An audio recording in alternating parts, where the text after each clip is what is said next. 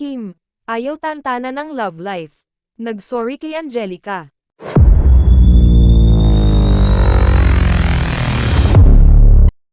Naloka naman ako sa nangyayari sa personal life ni Kim Cho. Para bang after ng Sian Lim chapter lahat na lang ng mapalapit kay Kim Cho ginagawa ng big deal. Like ng Paulo Avellino episode, at ngayon naman yung lawyer from Cebu. Hayaan muna nating makahinga mabuti si Kim sa breakup niya bago natin i-pressure sa bagong love life. Ang ganda pa naman ngayon ng transformation niya from long hair to short.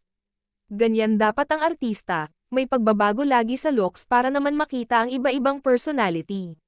Bongga, Kim Cho, go and have a good time, deserve mo iyan, promise. Samantala, ikinwento ni Kim Cho na wala raw siya talagang planong ipagdiwang ang kanyang kaarawan this year at nagtungo lang siya sa Siargao para dumalo sa kasal ng BFF niyang si Angelica Panganiban.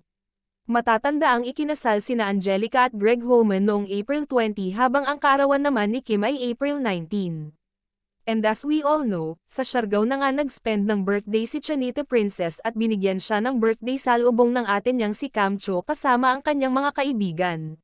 Bukod pa dito ay binigyan din siya ng birthday tribute ni Angelica sa welcome dinner noong April 19 mismo. Sa kanyang latest Instagram post ay nagpasalamat si Kimmy sa lahat for the birthday surprise. I spent my birthday a little different this year, with zero plan about anything at all. I just went to Siargao to attend the wedding of Momzy Ang and Greg. Then this happened. Then may pa-island hopping na naganap coordinated by Direk Andoy and pa-surprise birthday cake sa lahat ng April celebrants sa welcome dinner ng Mr. and Mrs. Homan. Thank you everyone. Thank you, Momzy Angge. Salamat ng sobra-sobra sa lahat. Unplanned birthday celebrations are always the best, everything and anything under the sun and moon. Cheers to life. Patuloy ni Chanita Princess. Sa huli ay nag-sorry rin siya kay Angelica dahil nagmukhang birthday party raw niya ang welcome dinner ng bride and groom. Last slide nagmukhang birthday ko yung welcome dinner ng kasal, sorry na Momzy. Ha ha ha, say ni Kim.